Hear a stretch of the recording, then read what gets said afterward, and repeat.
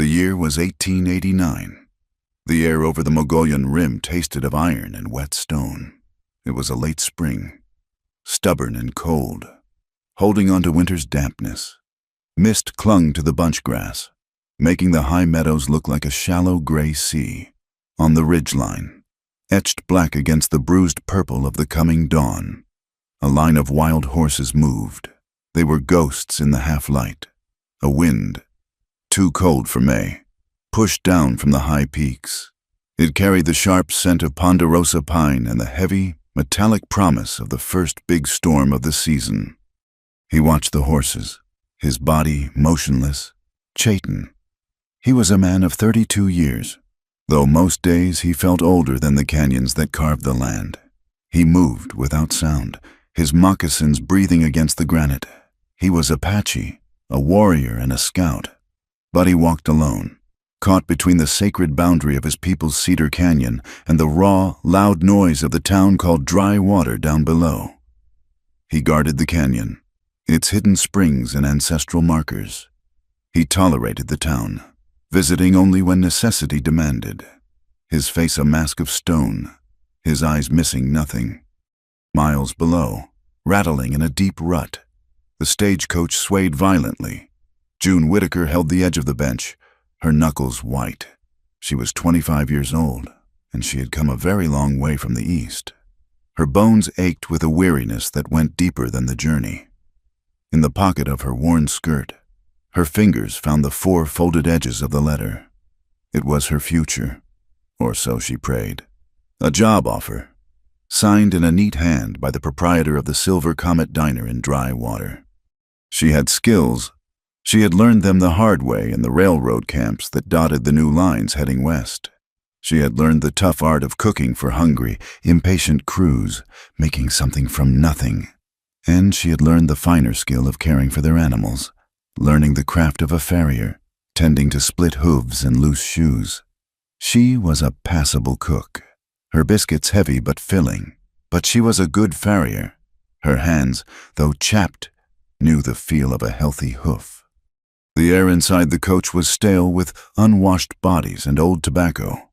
When the wind gusted, tearing at the canvas roof, it brought the same smell Chayton breathed on the mountain, pine, and the unmistakable scent of coming rain. The storm was close. The driver had been shouting about it for the last hour, whipping the team to beat the deluge. But there was another storm discussed in whispers at the way stations. A different kind of thunder. A railroad. Silas Dorn, a name spoken with either reverence or fear, planned to bring the Iron Horse straight through this territory. They said he meant to cut the mountains. They said he would blast the high cliffs and build a bridge right across the sacred places, spanning the canyon Chayton called home. Chayton had heard the talk. It coiled in his gut like a cold snake. He had seen the surveyor's stakes, small wounds of fresh pine hammered into the earth. Dry Water was a town built on transitions. Cattle drives pushed north toward the grasslands. Miners scratched at the surrounding hills, looking for color. The railroad promised a boom, or perhaps just a different kind of bust. In the center of that town sat Marshall Pike. He was a man whose loyalties shifted with the weight of gold in his palm. And Silas Dorn had more gold than anyone. The Apache, the ND, were squeezed. They were pushed onto land that could not feed their families. Their traditions dismissed as shadows by the men arriving with steam engines and contracts. Chayton touched the small, worn leather pouch at his belt. It held blue cornmeal, ground by his mother before she passed. A blessing for safety, a tie to the earth. It felt heavy today. It reminded him of his vow. A year ago, an encounter with different surveyors had gone wrong. He had been too slow, perhaps too trusting of their smooth words. A fight had broken out. His younger brother had taken a bullet in the leg, a wound that healed badly, leaving him with a permanent, dragging limp that mocked Chayton every time he saw it. He had sworn then, quietly, fiercely, no outsider would desecrate Cedar Canyon again. He would not fail his duty a second time. June's letter was also about an escape. She was not just running toward a job. She was running away. Her last post, A dusty, fly-blown camp on the Union Pacific Line, had ended badly. It had ended because of a man named Rusk. He was former cavalry, with flat, empty eyes and a presence that crowded the air out of a room. He was a foreman for Dorn Consolidated, the same company building the rumored line south. Rusk had watched her. His attentions, subtle at first, had grown heavy, suffocating. He had a way of standing too close, of letting his hand brush hers, that made her skin crawl. She left in the middle of the night, using nearly all her savings for the long stagecoach ticket south. She prayed Drywater was far enough. She prayed the Silver Comet was real and respectable. In her heavy satchel, wrapped in oilcloth, were her tools, the rasp, the hoof knife, the nippers, the small hammer. They were solid, honest steel. They did not lie. They were tools for mending, for making things right. She wanted, more than anything, to mend her own life. Chayton watched the clouds boil up over the canyon rim. The gray turned to a dark, angry green. He clutched the pouch, the fine meal a soft, solid weight in his palm. He was the guardian. June felt the coach lurch into another hole, throwing her against the door. The first fat drops of rain struck the canvas roof like thrown gravel. She checked her satchel, feeling the hard, familiar outline of her farrier's hammer. She was the builder. Two worlds, two kinds of healing, poised on the edge of the storm. The stagecoach did not so much arrive in Drywater as surrender to it. The wheels sank into a thick, greedy mud that was equal parts dirt and horse manure. The rain, which had been a threat on the mountain, was a miserable reality here. A steady, cold drizzle that turned the main street into a river of brown slop. June Whitaker pulled her satchel clear before the driver could toss it into the mire. She stepped down, her boots immediately sinking, and pulled her thin cloak tighter. The town was loud. Hammers rang against anvils.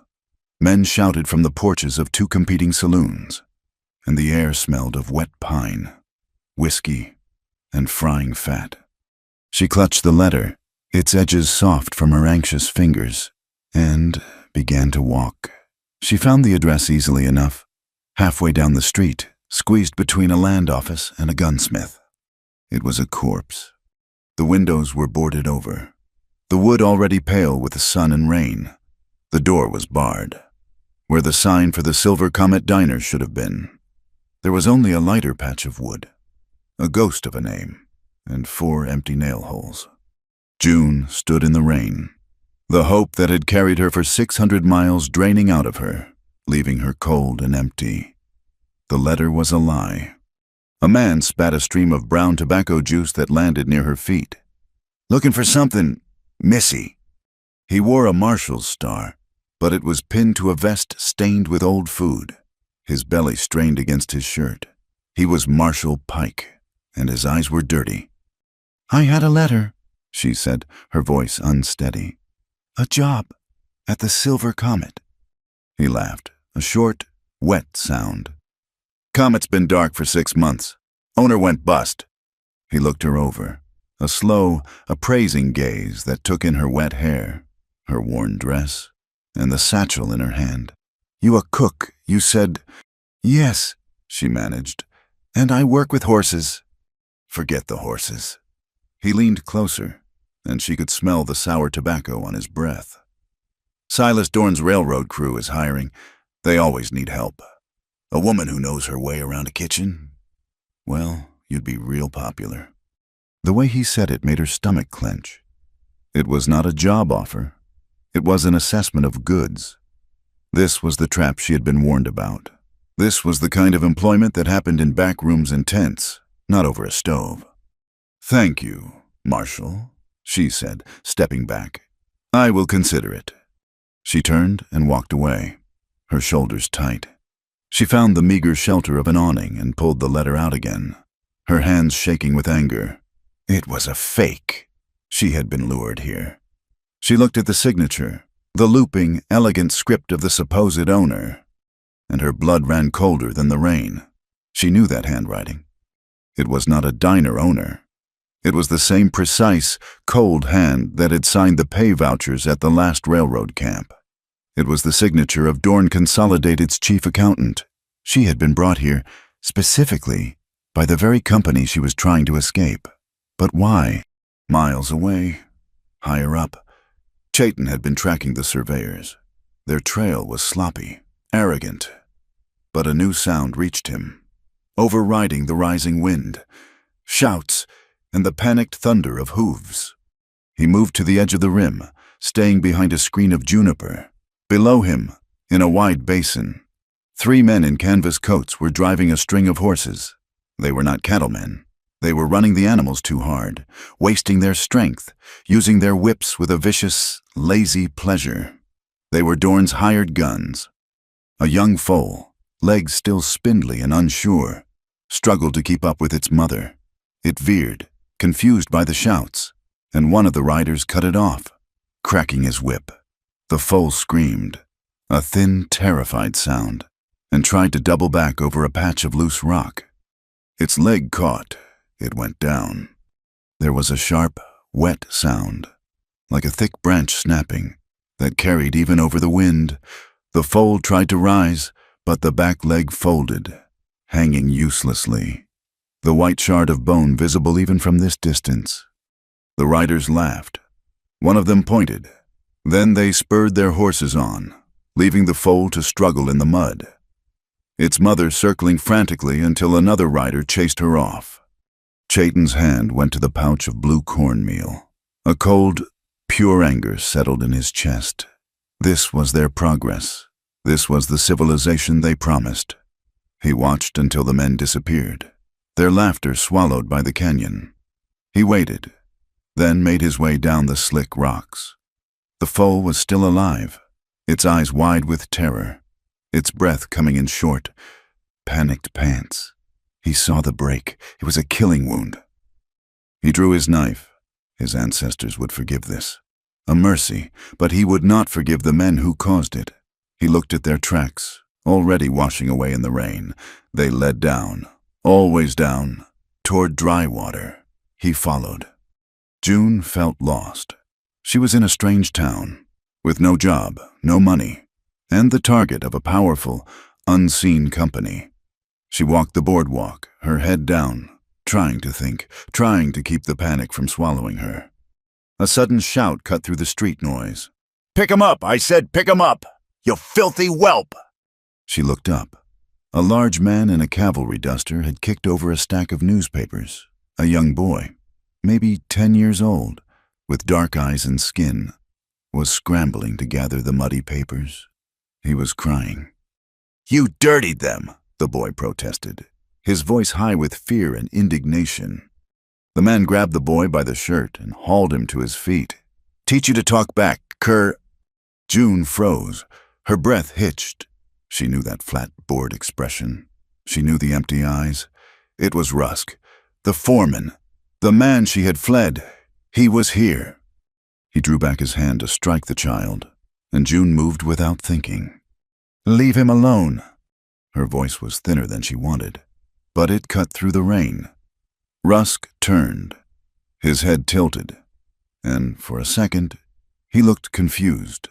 Then, a slow, sick smile of recognition spread across his face. "Well, now," Rusk drawled, his voice a low rumble. "Look what the storm blew in.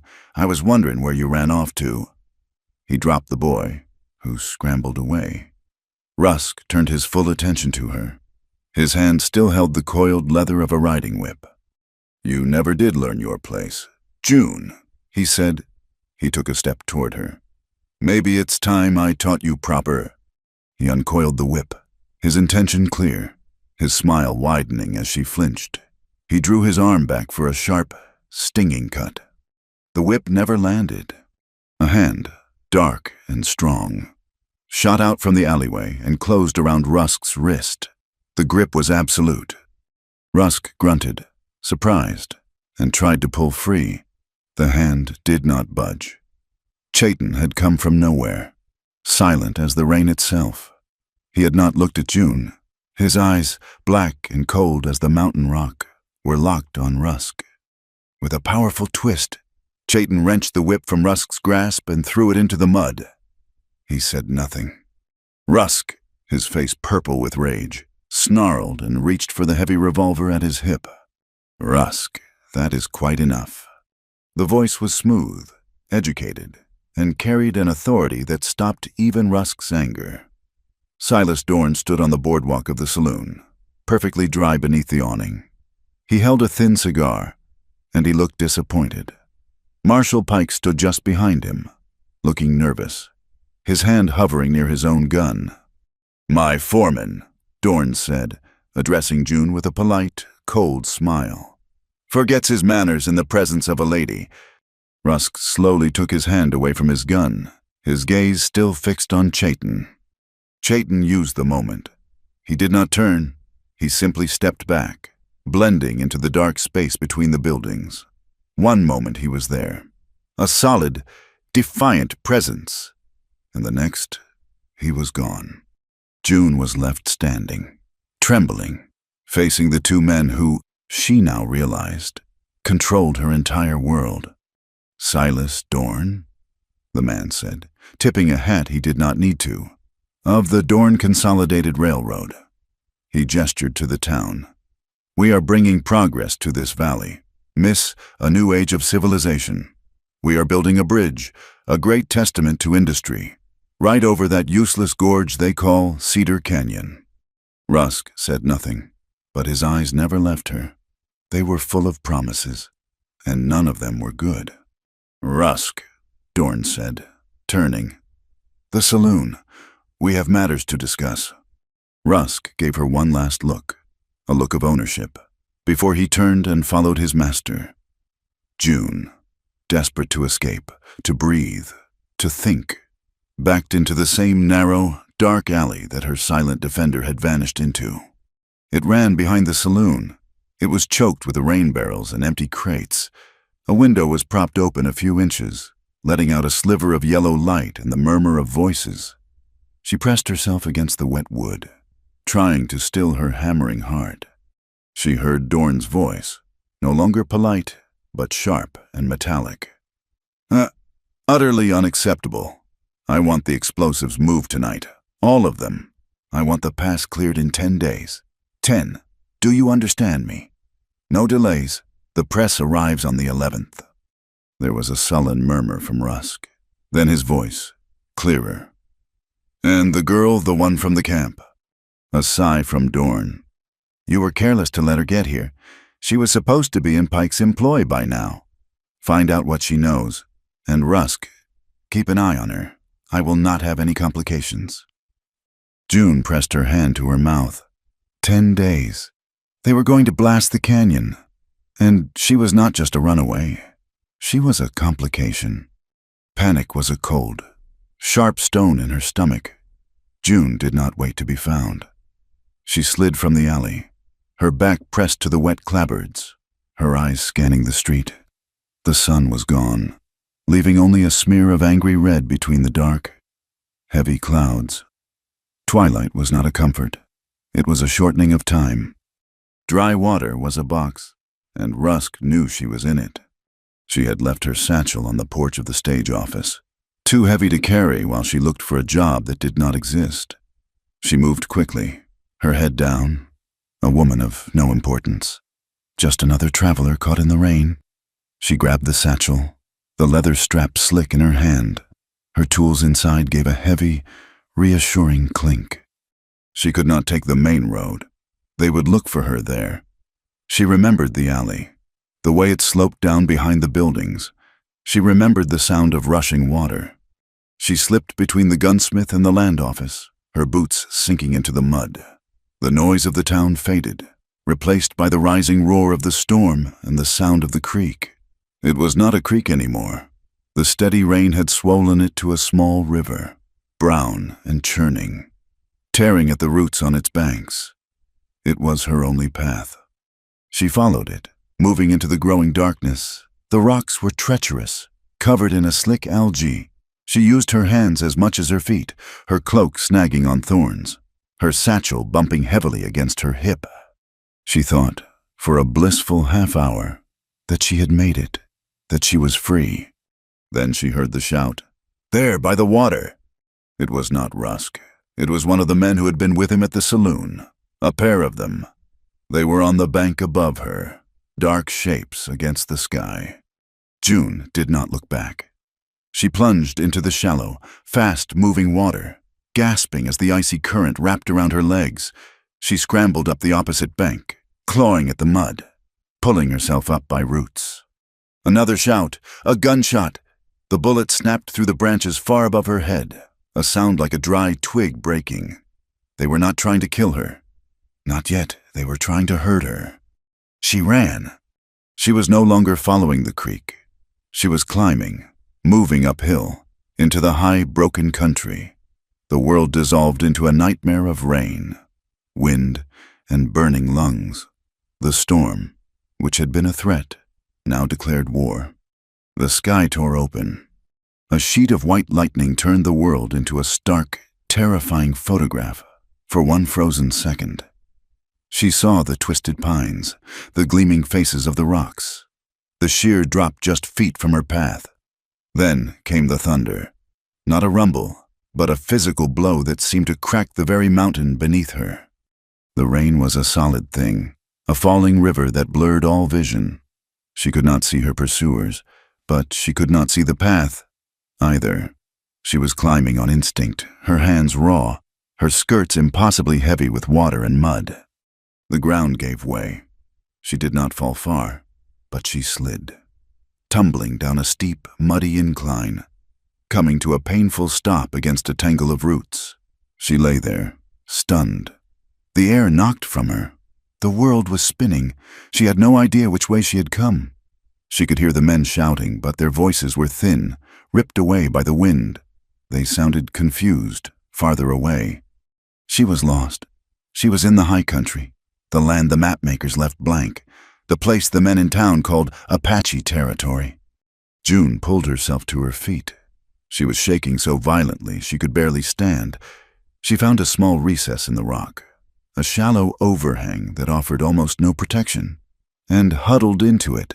She pressed her face against her knees, just trying to breathe, just trying to stop the terrible, agonizing shaking. He was simply there. She looked up, sensing a change in the air, and he stood before her. He was not a man. He was a piece of the storm, as solid and as cold as the granite. Chayton. He did not look like the man who had saved her in the alley. His face was a mask of cold fury, his black hair plastered to his skull by the rain. His knife was in his hand, its blade dark. "You," he said. His voice was low, but it cut through the wind. "You run from your masters, and you lead them here." "No," she gasped, scrambling backward. "Please, I did not lead them. I was running. They are lost." "As you are lost," he stated. He grabbed her arm. His grip was not a rescue. It was a capture. His fingers dug into her flesh like talons. "You are one of them. You are Dorn's."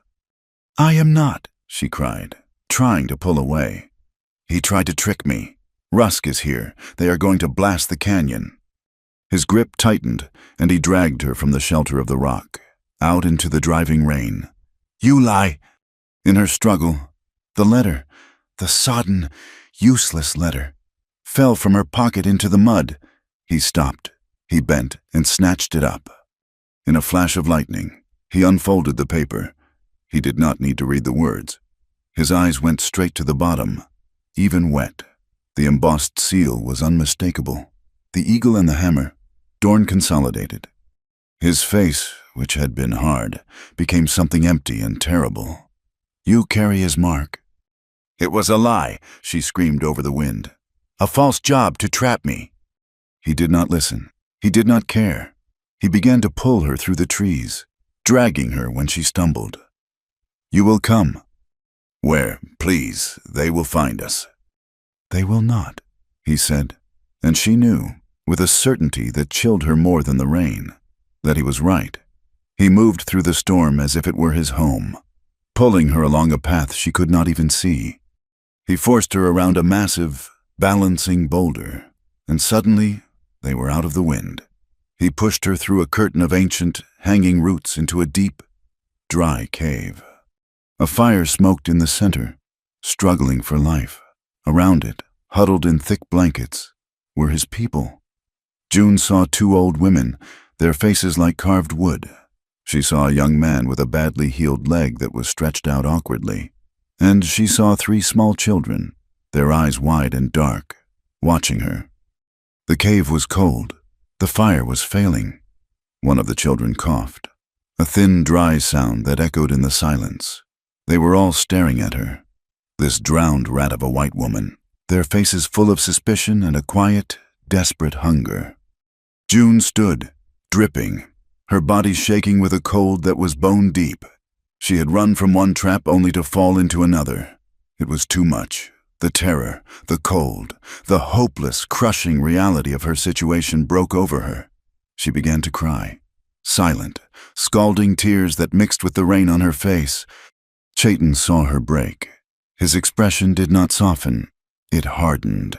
He shoved her roughly toward the fire pit. "Stop crying and cook," he commanded. The words were so harsh, so unexpected. They were like a slap. She looked up at him. Her vision blurred. "What?" "You are a cook," he said, spitting the word with contempt. He held up the ruined letter. "It says so here." He pointed to the shivering children. "They are cold. They are hungry. The fire is dying. The wood is wet." He grabbed her arm again and pushed her to her knees by the smoking wood. "Make the fire. Cook, or you are useless, and we have no room for useless things here." It was a test. It was a command. June looked from his cold, angry face to the small, pinched face of the youngest child. A different emotion cut through her despair. It was anger. A hot, clean anger that burned away the fear. She wiped her muddy hands on her even muddier skirt and turned her back on him. She knelt by the fire. She pushed aside the smoking, soggy logs. She took the small, sharp knife one of the old women offered her. She found the driest branches in the pile and began to split them, getting to the dry heartwood within. She laid the kindling with the careful, practiced hands of someone who had coaxed fires to life in far worse conditions. She shielded the last dying embers with her own body, blowing gently, steadily, until a single, weak flame licked the new wood. Chayton watched her, his suspicion a heavy weight in the air. He knelt beside her as she worked, close enough that she could feel the cold radiating from his wet buckskins. He was watching her every move, waiting for her to fail. Then he stiffened. He leaned closer, his head tilting, his nostrils flaring. He was not looking at her. He was smelling her. "What is that smell?" he demanded, his voice a low growl. "It is the rain," she whispered, not looking up from the fragile flame. "It is mud." "No." He grabbed the shoulder of her dress, his fingers bunching the wet fabric. He pulled her closer, ignoring her gasp, and put his face near her cloak. "It is the smell of the rock breakers, the thunder stick." He knew that sharp, oily, sulfurous scent. It was dynamite. June froze. She remembered the alley, the crates stacked by the back door of the saloon. "I was hiding," she said, her voice shaking but clear. "Behind the saloon, I leaned against some crates. They were covered in canvas, but they were leaking. Dorn. He told Rusk to move them. Tonight." His eyes held hers. He was weighing the truth of it. The smell was real. Her fear was real. The story fit. The fire caught. A small, bright column of flame rose, pushing back the cold, pushing back the shadows. And in the new light, June saw what was in the deepest part of the cave. It was the foal, the one she had seen from the stagecoach, the one whose leg had snapped. It was lying on a deep bed of dry pine needles, its body trembling in spasms of pain and fear. Its leg was a terrible ruin, the bone still stark and white where it had broken the skin. Chayton saw her look. "It is the work of your people," he said, his voice flat. "It will be dead by morning." June forgot Chayton. She forgot the children, the storm, her own danger. She moved toward the animal, her hands out. "No," she whispered. She knelt in the straw. The foal's eyes rolled, white with terror. "Easy," she murmured. Her voice changed, dropping into a low, soothing sound, the same sound she had used for 1,000 spooked horses. "Easy now. I know it hurts." She did not try to touch the leg.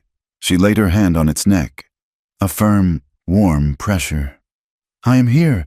It is all right." The foal, which had been panting in quick, shallow gasps, let out a long, shuddering breath.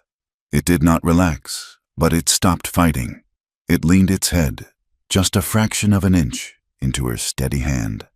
"The bone is through," Chayton said, standing over her. "It is finished." "No," June said, her voice fierce. She looked up at him, her eyes flashing in the firelight. "It is bad, but the break is clean. It needs to be set. It needs a splint."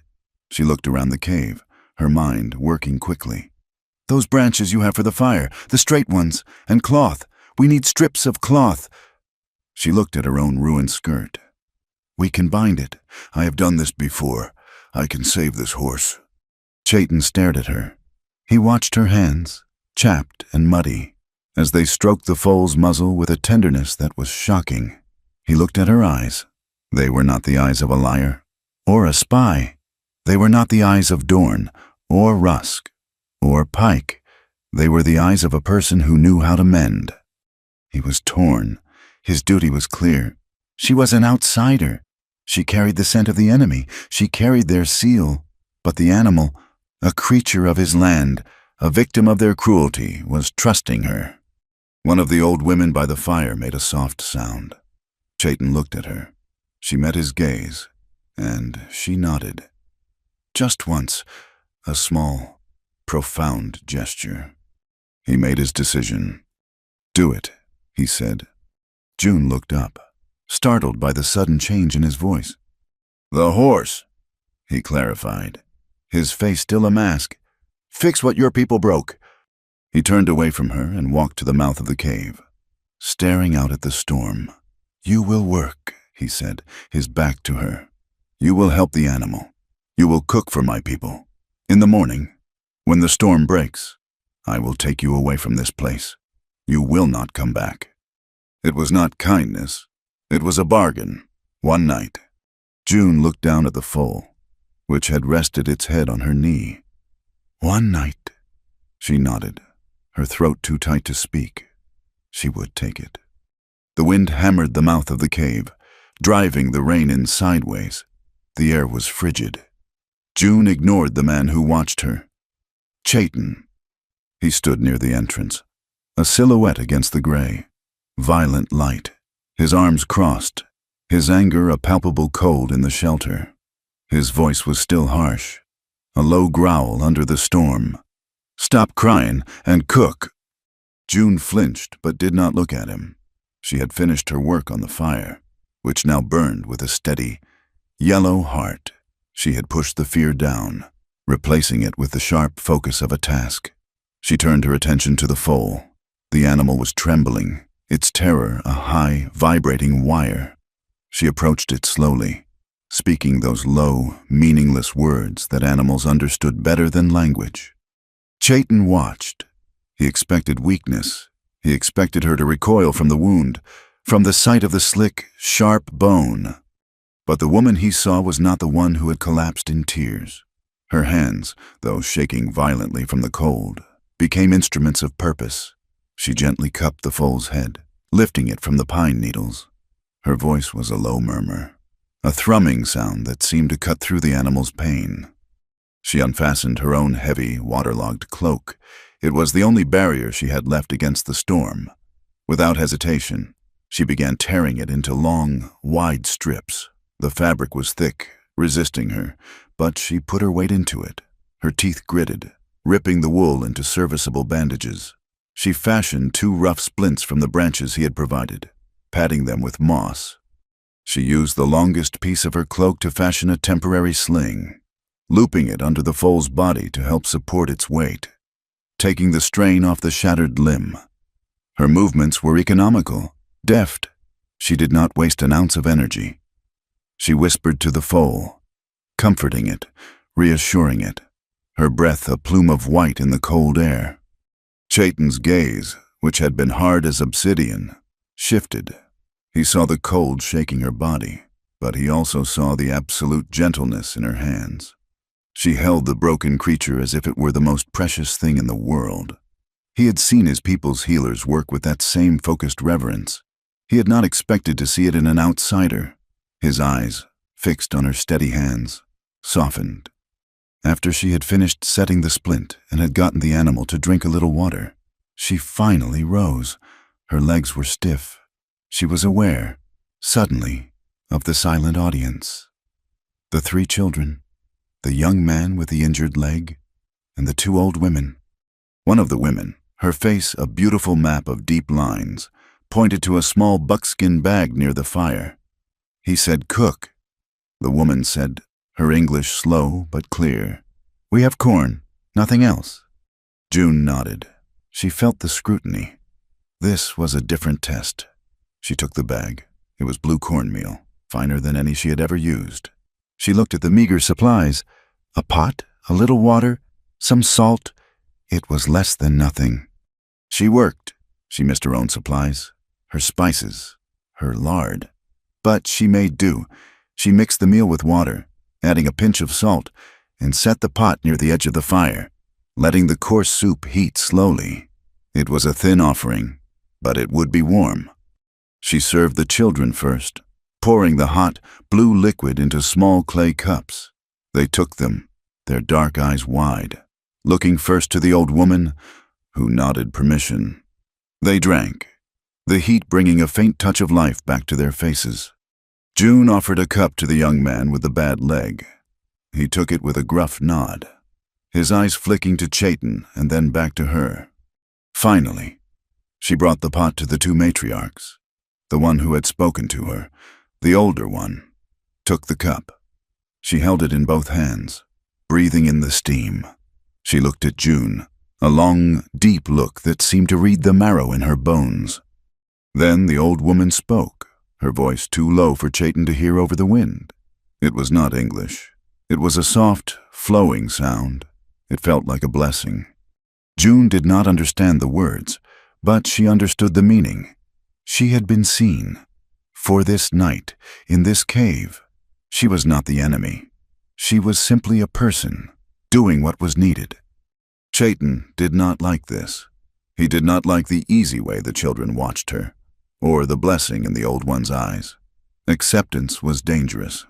He walked back toward the fire, his presence shutting down the fragile peace. He pointed to the foal. "It has pain. The leg will swell." "Yes," June said, bracing herself. "It needs willow bark, or something to dull the ache. The break was bad." "We have a plant," he said. "It grows on the ledge, by the spring. It calms the pain. The old ones cannot fetch it in the storm. The young man cannot walk." His eyes locked on hers. "You will go." June looked at the mouth of the cave. The world outside was a roaring, black chaos of wind and water. It was not a suggestion. It was a challenge, bordering on a death sentence. "It is dark," she said, her voice flat. "And the storm is strong. I will show you where it begins. The plant has a yellow flower. Even in the rain, it grows low to the rock." He was testing her grit, her willingness. He was reminding her of her place. "Give me a bag," she said. He led her to the cave mouth. The wind tore at her, soaking her clothes instantly, ripping the breath from her lungs. He pointed into the screaming darkness. "There, follow the wall, 100 paces, where the water runs down the rock." She stepped out. She was gone for almost an hour. Chaitin stood by the entrance, listening. He heard the rattle of loose rock once. He heard the wind trying to pull the mountain down. He felt a strange, unwelcome tension in his gut. It was one thing to let the storm take an enemy. It felt like another thing now. He found himself scanning the darkness, listening for a cry that was not the wind. She returned. She did not fall through the entrance. She walked, placing one foot precisely in front of the other. She was covered in mud from a fall. Her hair was a wild tangle, but her jaw was set, and in her hand she clutched a wet, dark bundle of herbs with small, defiant yellow flowers. She walked past him without a word, her face pale but resolute. She did not complain. She did not shiver, though her body was shaking so hard he could see it. She went to the fire, crushed the herbs as the old woman showed her, mixed them with a little water, and made a poultice, gently applying it to the foal's swollen leg. Chayton watched her. His test had failed, or perhaps it had succeeded in a way he did not intend. She had Gen. She had a spine made of iron. Toward the hour before dawn, the storm's fury broke. The wind died down to a low moan, and the rain softened to a steady, quiet drumming. The silence in the cave felt heavy. Chayton moved to the entrance. "Come." June hesitated, then followed him. He led her out of the shelter and up a short, slick path to a high overlook. The air was clean, washed, and painfully cold. Below them, the world opened up. Dawn was coming. The mist was thick in the canyon bottom, but the opposite rim was clear, painted in the first pale light. It was Cedar Canyon. It was beautiful. It was a green, winding slash in the red rock, a place that felt untouched by human hands. "This is what they want," Chayton said, his voice quiet. Then June saw them. Across the canyon, hammered into the far cliff face, were new, raw wooden stakes. They formed a perfect, brutal line, marking the path of the coming bridge.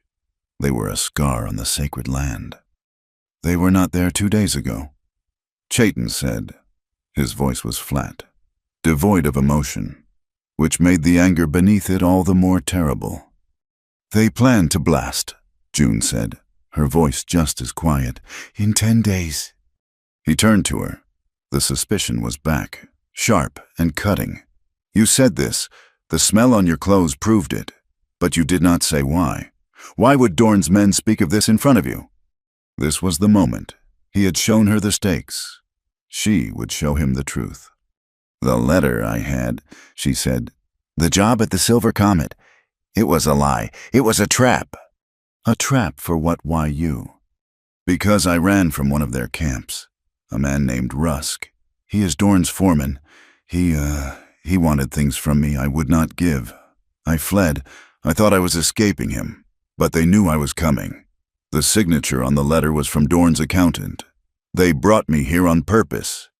She paused, taking a breath. "I was not meant to hear them. I was hiding in the alley after Rusk found me. I overheard them through a window. Dorn and Rusk. Dorn said the press is arriving on the 11th day from now.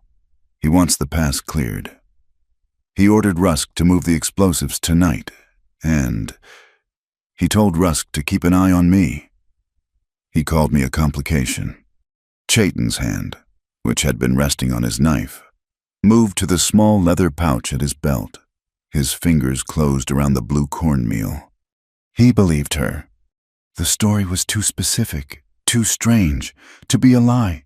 The smell, the foal, the letter, the stakes, the timeline, it all fit together, a puzzle of greed and violence. She was not a spy. She was a piece of bait that had broken its string.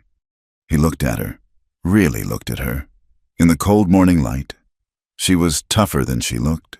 She was also terrified. But she was standing here, telling him the truth, when she could have stayed silent. "You are in more danger than I knew," he said. "We are," she corrected him. "If they are moving the explosives, they mean to start soon." A strange intimacy formed in that moment. The bond of two people staring at the same enemy. The wind was gentle now. From the cave behind them, they could hear the soft breathing of the children, the crackle of the fire, the occasional stamp of the foal. It was, for a few hours, a home. The smell of the herbs she had picked mixed with the scent of the piñon smoke. The storm was gone. Chayton felt the pull. This woman, with her quiet strength and her healing hands, was an anomaly. He felt a warmth in his chest that had nothing to do with the fire, and it terrified him. He stepped back, breaking the fragile connection. He turned his face to stone. "You are an outsider," he said, his voice sharp again. June flinched, confused by the sudden cold. "My laws are clear," he said, speaking more to himself than to her. "Our ways are not your ways. We cannot harbor you." "I understand," she said, though the rejection stung. "But the information you carry," he continued, his mind working. "It changes things. 10 days, the press. This changes the plan." He had promised to lead her away, to send her back to her world, but he could not. If he sent her back to dry water, Rusk would find her. She would be silenced. If he sent her away on the road, she would be vulnerable. And more, she was a witness. She knew the timeline. She knew the names. "My promise to send you away, it is void," he said. "What? You are no longer just a stray. You are a weapon, and I must take you to our elder." He turned and started down the path toward the cave. "You will come with me now. We go to Elder Natsa. He will hear your words, and he will decide what we do with you." June watched him go, a man of brutal contradictions, a man who saved her one moment and held her captive the next. She looked one last time at the ugly stakes across the canyon. She pulled her ruined cloak tight. She had survived the night. She had survived the storm. But she had a feeling the real test was just beginning. She followed him down the rock. The journey to Elder Natsa's camp was slow. The storm had broken, but the world was a ruin of mud and running water. Chayton led the way, not with the impatient speed he had used when he captured her, but with a steady, ground-eating pace that considered the old, the young, and the wounded. June walked with the 2 old women. The one who had blessed her was named She Who Remembers. The other was Laughing Stone. The young man with the bad leg, whose name was Kale, rode a weary mule. The children were quiet, their dark eyes watching everything. Luyu, a young woman of perhaps 18 years, moved between the children and the pack animals. She was Chayton's cousin, and she looked at June with an open, burning hostility. The foal was carried on a travois, pulled by a strong, steady horse. June walked beside it as much as she could, steadying it on the slick downhill paths, murmuring to it when it panicked. They traveled for 2 hours, moving deeper into the maze of red rock. Through canyons so narrow June could touch both walls. The camp was not a camp. It was a village, hidden in a high, bowl-shaped valley, shielded from the world by sheer cliffs. Smoke rose from a dozen grass wickiups and more permanent, solid-looking huts. A man, older than the mountains, sat on a blanket outside the largest structure. He was weaving a basket, his hands gnarled but steady. This was Elder Natsa. Chayton stopped before him and spoke, his voice low and respectful. In the Apache tongue, he spoke for a long time. June stood apart, feeling the eyes of the whole village on her. She was the outsider, the enemy, brought into their most sacred place. When Chayton finished, Elder Natsa looked at June. His eyes were not cold, like Chayton's had been. They were ancient and clear, and they held no judgment. They simply saw. "He says you carry the scent of their poison," Natsa said, his English as clear as the old woman's. "He says you carry their mark, but he says you also have a healer's hands. He is confused. I am not." He gestured to the ground. "Sit. Tell me your story.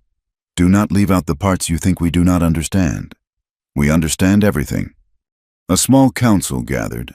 Natsa, Chayton, a broad-shouldered man with burns on his arms, whom Chayton introduced as Tohon, the blacksmith, and Luyu, who stood behind Natsa, her arms crossed, her eyes spitting fire at June. The debate began before June even spoke. Luyu's voice was sharp. "She is a spy. Why else would she be here? She carries Dorn's mark. She smells of his powder. She is a lie. Chayton, and you have brought her to our heart." "She did not come as a spy," Chayton countered, his voice flat. "She came as a rabbit, running from the fox. I saw the man, Rusk. I saw his face. His anger was real." "A good act," Luyu spat. Tohan, the blacksmith, interrupted. He spoke to June directly, his voice a low rumble. "You say they will blast? What do you know of such things? Talk is wind." June took a breath. She told her story again.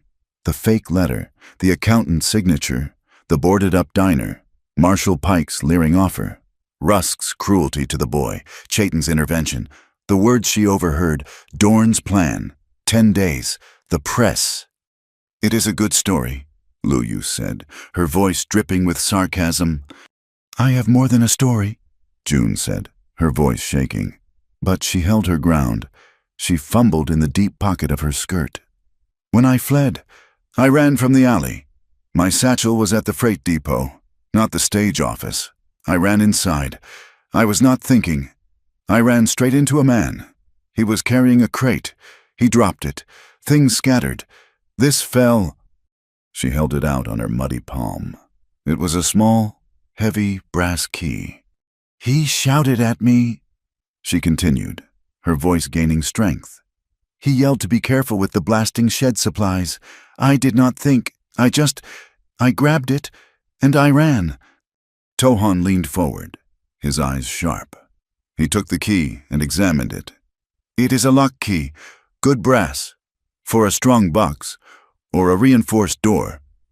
"There is more," June said. "While I was hiding in the alley, I watched the men who patrol the depot. There are 2. They walk the perimeter. They meet at the main gate every 30 minutes. They are lazy. They stop to smoke. Their relief comes at midnight." Silence. Luyu's face was still angry, but a flicker of doubt had entered her eyes. Tohan looked at Chayton, then at Natsa, and nodded once. This was not a story. This was military intelligence. Elder Natsa was silent for a long moment. He touched the key in Tohan's hand, then looked at the sky. "A key is a door," Natsa said, "and this one opens a door to their weapons, but a key is not proof. We cannot stop Dorn with this alone. We cannot show this to the world. They will say we stole it. They will call us thieves and murderers." "The ledger," June said, leaning forward. "The accountant, the one whose signature is on this letter." She pulled the ruined paper from her pocket. "If he signed this, he keeps Dorn's books. Those books. A man like Dorn. He is proud. He will write down his payments. He will write down who he bought. He will write down Marshall Pike." Chayton looked at her, a new respect in his eyes. She understood their world, the paper trail, the white man's weapon. Natsa nodded slowly. "The paper, that is their proof. That is what we need." He looked at his people. "A plan is now before us. The path divides." He laid it out, his voice quiet but firm. "Luyu, you will take the elders, the children, and Kale. You will take the animals, including the new one. You will go to the high caves, the winter places. You will take food for 10 days. You will leave no trail. You are the future. You must be safe." Luyu looked like she wanted to argue, to demand a place in the fight, but she held her tongue. She would obey. "Tohan," Natsa continued, "you know their tools. You have seen the dynamite on the reservation land. You will take 2 men. You will watch the blasting site. You will learn their methods. You will find a way to silence their thunder." Tohan tapped the key. "And this, Natsa said, goes back to the town. Chayton, you will go. You know the white man's ways. You know the shadows of that town." "I will go," Chayton said. "You will not go alone," Natsa said. He looked at June. "She will go with you. She is the only one who knows the accountant's face. She is the only one who will recognize the ledger. She is your key. You will get this proof." Chayton's jaw tightened. He started to protest, to say she was a weakness, a danger. But he looked at Natsa, and he looked at June. and he saw the iron logic. He was trapped. He nodded once, curtly. As the camp broke apart, a flurry of quiet, purposeful activity. Chayton found June watching the foal. Lu Yu was trying to resettle it on the travois, her movements rough with impatience. The splint, caked in mud, was slipping. "Wait," June said, stepping forward. Lu Yu glared at her. "That will not hold. The binding is wrong." June knelt. She ignored Lu Yu. She spoke to Chayton, who had come to stand beside her. "You have to tie it like this." She took a fresh strip of her cloak. "You must anchor it above the joint, here, and the knots must be flat, so they do not rub the skin. See, you pull it tight, but you must be able to feel the pulse below. You must treat it like mending a boot, strong, but with feeling." He knelt beside her, his large, dark hand next to her pale, muddy one. He watched her fingers, the way they looped and pulled, the efficient, gentle way they worked. He learned. "Now," he said, his voice low, "I will teach you." He led her to the edge of the camp. "You cannot walk into town like a ghost. You must see. You must speak as we do, without sound." He showed her 3 simple hand signals: a closed fist, held low, stop or danger; an open palm, swept forward, come; a hand slicing across the throat, silence. "And the sky," he said, pointing to the high rim. "The clouds do not lie. See how that wisp of cloud hangs? It is not a cloud, it is dust. Men on horses moving west. That darkness on the peak, that is the shadow of a man, watching. You look at the ground for tracks. I look at the sky." They were preparing to leave as a new line of dark clouds. The tail of the storm began to build. "We must wait," Chayton said, his voice tight with frustration. "Another hour, maybe 2. He led her to a small, temporary wickiup, a grass hut used by shepherds. It was dry, but small, smelling of sweet grass and smoke. They sat in the dim light, the sound of the rising wind outside. The tension was thick. He offered her a small skin of water, and she drank. "Why?" he asked, his voice startling her in the quiet. "Why did you truly run from him from Rusk?" She looked at her hands. He watched me. He made it so I could not breathe. He acted as if he owned me, my time, my work, as if I was a horse he was waiting to break. I will not be broken." He nodded. He understood that. "I failed to see a trap once," he said, his voice so low she had to strain to hear him. "With my brother, Cale, the one with the bad leg. The bullet was from a surveyor. I trusted their words. I waited 1 second too long. His leg. It is my fault. Now, I see traps everywhere." A shiver ran through the foal, which was sheltered under a small overhang nearby. It let out a low, pained sound. June rose and went to it, pulling the blanket higher on its back. Chayton was there a moment later, helping her, his hands smoothing the other side of the rough wool.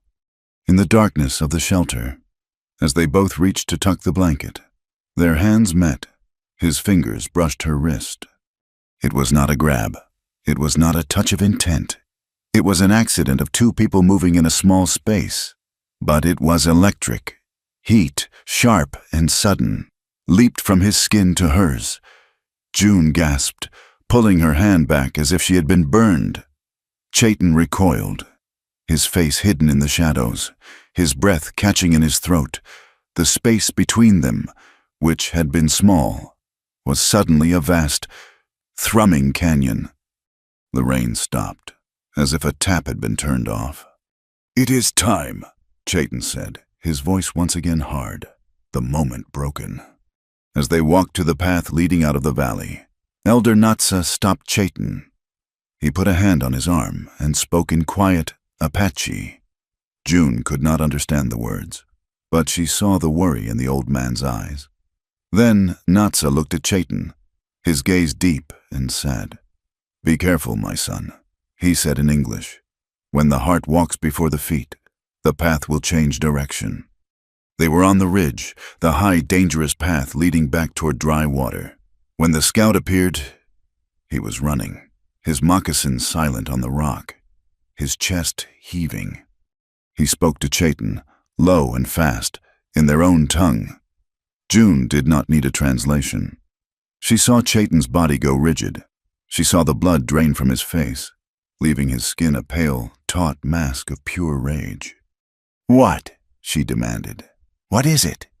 Chayton turned to her. His eyes were black, empty pits of fury and guilt. "Dorn is not waiting," he whispered. "Rusk is riding. 12 men. They are sweeping the low canyons. They have orders." He stopped, his voice choking. "They have orders to take any children they find, for safety, to bring them to a new school in town. He is taking hostages." The same tactic, the one that had crippled his brother, the one that had broken his spirit. He was frozen, the past rising up to drown him. June saw his paralysis, the terrible weight of his guilt. She did not think. She stepped into his space, into the wall of his anger and his grief, and put her hand on his arm. His muscles were like knotted steel. "Chayton?" Her voice was not a whisper. It was as hard as his. "You will not let it happen again. We go now. We get the proof. We stop him." He looked down at her hand on his arm, a small, pale anchor in his storm. He looked at her face. Her fear was gone. In its place was an iron certainty that matched his own. Slowly, deliberately, he covered her hand with his. It was not a touch of comfort. It was a seal, a vow. We go," he said. Dry Water was a different town on market day. The rain had stopped, leaving the air washed and the mud thick. But the street was alive. Wagons, loaded with early crops and hides, clogged the thoroughfare. Miners, ranchers, and women in their best calico dresses crowded the boardwalks. The air, usually just dust and whiskey, was rich with the smell of fresh bread, livestock, and frying meat. They slipped into the chaos not as a pair, but as two separate streams joining the river. Chayton had traded his Apache leggings for rough canvas trousers and a flannel shirt. He carried 3 skinned rabbits tied at the feet, his hat pulled low, his face just another weathered mask in the crowd. He was a trapper come to town for supplies. Nothing more. June had tied her hair up under a worn bonnet and had found a stained, oversized apron in her satchel. She was a woman looking for kitchen work, invisible, unremarkable. They had walked the route from the high rocks, Chayton teaching her the landmarks, the weaknesses. Dorn Consolidated's office was not on the main street. It was a new 2-story clapboard building behind the land office, facing the dusty lot where the railroad planned its depot. It was arrogant, a block of civilized wood dropped into the wilderness. June's stomach was a tight, cold knot. Chayton moved ahead, vanishing into the press of people near the wagon yard. June was on her own. She walked past the building, her heart hammering. She saw the accountant, the same man from the railroad camp. Through the front window, he was hunched over his desk. She continued, circling the block, her boots heavy with mud. She found the alley. It was quiet here, away from the market. She found the back door to the office, the one Chayton had described. She looked around. No one. She pulled the heavy brass key from her pocket. Her hand was shaking so badly she could barely fit it into the lock. It turned. She slipped inside, into a narrow hallway that smelled of floor oil and stale cigar smoke. She heard the scratching of the accountant's pen from the front room. The door to the back office, his storage, was right in front of her. It was unlocked. She was inside. It was dark, the one window covered, but she saw it, the desk, the shelves, and the ledgers, dozens of them, bound in black leather.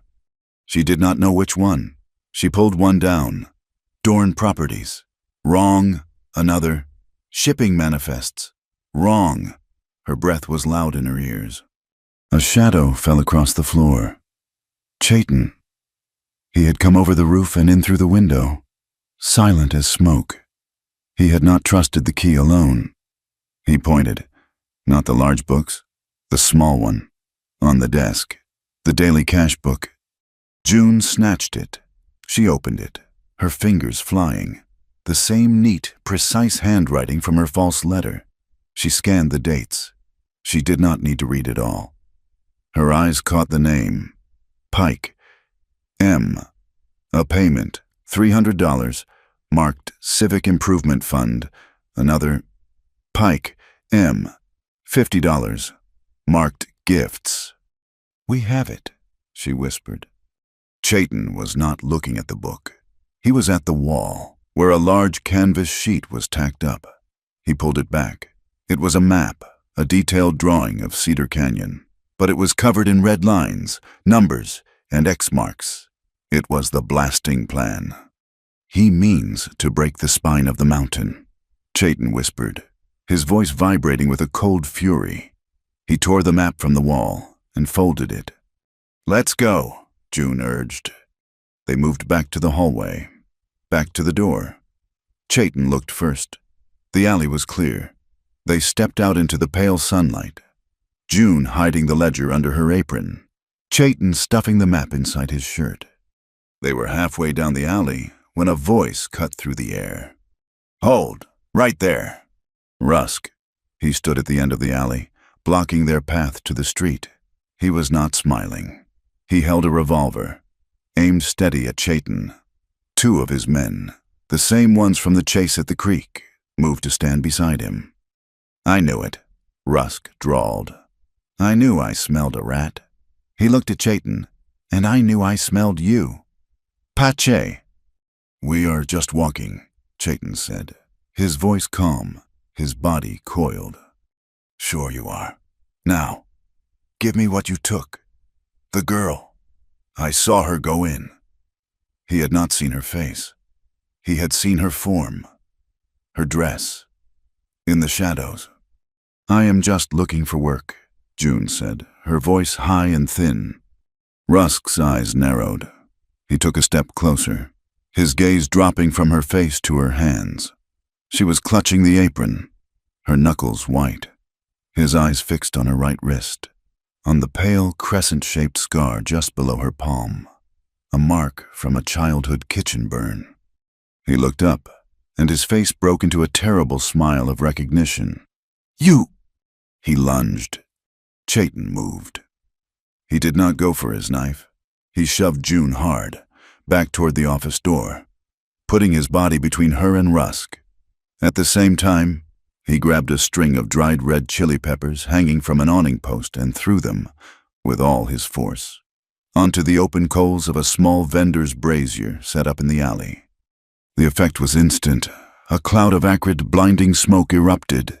It was not like wood smoke. It was a chemical weapon. Rusk roared, his hand flying to his eyes. His men choked, staggering back, coughing, their eyes streaming. "Run!" Chayton grabbed June's hand and pulled her. They did not run toward the street. They ran deeper into the maze, leaping over a stack of crates. Rusk fired his gun, but the shot was blind, the bullet smashing into a rain barrel. They ran through one alley, crossed a yard, and scrambled over a low wooden fence, only to find themselves in a dead end. Rusk, his eyes red and weeping but his rage overcoming the pain, appeared at the end of the narrow passage. He had cut them off. "Nowhere left, you animals," he spat. Chayton shoved June behind him, into the shadow of a doorway. His knife was in his hand. Rusk's knife was in his. This was not a gunfight. This was butchery. "You are too late," Rusk taunted, circling, the knives glinting. "You think you can stop us? You think that old man in the mountain matters?" "You will not break the canyon," Chayton said, his voice low. Rusk laughed. "We will, and we are not waiting 10 days. Dorn moved the date, the press, the newspaper men. They arrive tomorrow. He wants to give them a real show. We blast the first charge tomorrow. At noon, a welcome party." He lunged. Chayton met him. Steel rang against steel, a hard, brutal sound. It was not a duel, it was a brawl. Rusk was stronger, but Chayton was faster. A phantom. Chayton ducked under a wide slash, his own blade licking out, cutting a red line on Rusk's forearm. Rusk roared and charged, bull-headed. Chayton did not retreat. He stepped into the charge, kicked Rusk hard in the knee, and at the same time brought the butt of his knife down on the man's wounded arm. Rusk howled in pain and staggered, his knife arm dropping. Chayton did not press the attack. He grabbed June. Now! He threw his shoulder against a weak section of fence, splintering the wood. They fell through it, into the stable yard of the boarded-up Silver Comet. They scrambled to their feet and ran into the dark, abandoned stable. It was quiet. It smelled of old hay, decay, and rats. They pressed themselves into an empty stall, their chests heaving, the sounds of Rusk's shouts fading as he searched the wrong alley. A sudden, violent bang made June scream. A horse, a high-headed, wild-eyed bay, kicked the wall of the stall next to them. It had been left behind, forgotten, and it was mean with fear and loneliness. Its ears were pinned flat, its teeth bared as it lunged at the bars. June, her body flooded with terror, her legs shaking so badly she could barely stand, reacted on pure instinct. She ignored Chayton. She ignored the danger outside. She stepped toward the enraged animal. "Easy," she whispered, her voice trembling but finding that low, soothing register. "Easy now? I know you are scared. We are scared, too." The horse snorted, a cloud of hot breath, and kicked the wall again, its eyes rolling. "Shh," she murmured. She did not offer a hand. She just stood, her own fear radiating from her, but her voice offering a different path. "We are not here to hurt you. We are just hiding, just resting. It is all right. It is all right." Chayton watched, his knife still in his hand, his body rigid. He watched as the horse's ears, which had been flat with rage, flickered. They swiveled toward her. Testing the sound, the wild eyes softened. Just a fraction. The horse stopped lunging. It blew out a long, shuddering breath and simply watched her, its fear still present, but its aggression gone. She had tamed it with her voice. They sank down into the musty hay of the empty stall, hidden in the shadows. The rain, which had held off, began to fall again. A soft, steady drumming on the stable roof. They were soaked, Chayton from sweat, June from the dirty alley water she had fallen in. They were hidden, safe for the moment, but trapped. They sat side by side, not touching, but so close in the darkness she could feel the heat coming from his body. She could hear his breathing, deep and controlled. He could hear hers, still ragged with panic. "I am a burden," she whispered into the darkness, the words torn from her. "I am sorry. Luyu was right. I am just a complication. I put you, and all of them, in danger." He was silent for a long time. The only sounds were the rain and the soft stamp of the calmed horse. "No," he said, his voice a low rumble. He did not look at her. He stared at the dark wall in front of him. "You were not a complication. You were the one who saw. You heard the words. You found the key. You found the ledger." He paused, searching for the right words, the English words. "Natsa, our elder, he would say, 'Freedom does not ask for blood.'" He turned his head, his eyes invisible in the gloom, but she felt his gaze. "It asks for courage. You have courage, June Whitaker, more than many warriors I have known." Her breath hitched. His words settled over her, warmer than any blanket.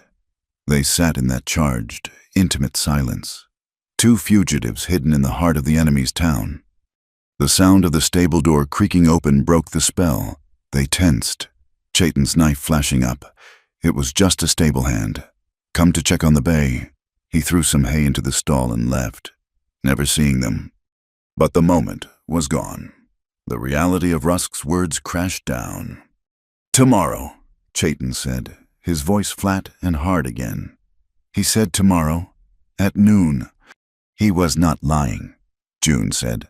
I saw his face. The plan has changed. Chaitin rose to his feet. Luyu is not deep enough in the mountains. Tohan is watching for a blast in 9 days. Not one. I must go. I must go now. What about me? She asked, her voice small. I cannot go with you. I will slow you down. Rusk is hunting for me. He saw my face. He knows my name. No, Chaitin said. You are right. You stay here. You are safer in the town now, in the crowd, than on the mountain. He reached into his shirt and pulled out the folded blasting map. But your part is not done. What do I do? Rusk spoke of the press, the newspaper men. They are your shield. They are the white man's weapon, the one that uses truth. He pushed the map into her hands. Find them. They will be at the hotel, or the saloon, the big one, the grand. Find the one with the Eastern suit and the notebook. Show him this. Tell him what you told me. Tell him about the false letter. Tell him about the children. And tell him, Chaitin said, his voice dropping to a dangerous whisper, to ask Marshal Pike about his $300 civic improvement fund. He put his hand on her shoulder. It was not an accident this time. His grip was firm, a transfer of strength. Do not be seen. Wait until dark, but do not fail. He moved to the back window of the stable, a dark rectangle that opened onto the creek. Chaitin, she called, her voice desperate. He paused, a shadow against the light. Be safe, she whispered. He did not reply. He dropped from the window and was gone, absorbed by the land. June was left alone, in the dark stable, with the restless horse and the damning proof in her hands. The morning of the 10th day broke with a cold, false brightness. Silas Dorn had not waited. He saw the arrival of the newspaper man from Santa Fe as an opportunity, not a deadline. He had declared this day a celebration. Today, gentlemen, Dorn announced, his voice carrying over the unnatural quiet of the canyon mouth. We do not merely build a railroad. We bring the very concept of civilization to this hostile land. Marshal Pike had done his job, assembling a crowd from dry water. They stood on a hastily built platform, shivering in the morning air, promised free whiskey and a show. The journalist, a thin man in an Eastern suit, stood near Dorn, his notebook in hand, his expression carefully neutral. And Dorn, gesturing expansively, pointed to the sheer cliff face of Cedar Canyon. We will tame this wilderness, gentlemen. We will blast a path for progress. And it begins today. A small demonstration to welcome our friends from the press. Rusk stood on a lower ledge, near the cluster of wooden crates and the complex web of fuse lines. He was not looking at Dorn. He was scanning the ridges, his eyes narrowed, his hand resting on his revolver. He had lost them in town, and he was coiled tight with humiliation and rage. He gave a signal. A man brought them out. 3 Apache children. The oldest was perhaps 7. They were pushed onto the ledge, their hands bound, a rope connecting them to an iron stake hammered into the rock, just feet from the main dynamite charge. A human shield. A precaution, Dorn explained smoothly to the journalist, who had stiffened. The local savages have been restless. Marshal Pike has insisted we protect their young ones from the blast zone by keeping them close. The lie was so bald, so grotesque, it hung in the air. The journalist's pen stopped moving. High above them, on the opposite rim, Chaitin lay flat against the rock, his breath frozen in his chest. He had run all night, a grueling, lung-searing ascent, his body fueled by pure, cold dread. He had found Tohan and Luyu near the winter camp, intercepting them just as they were preparing to move the elders. His words had been few. He is doing it, now. He has the children. Now he saw them. Luyu let out a sound, a choked, terrible gasp. She knew the children. They were her second cousins. Chaitin's vision went red. This was Kale again. This was his failure, magnified by 3. He felt Tohan's heavy hand on his shoulder. Not yet, the blacksmith rumbled. The fuse is not lit.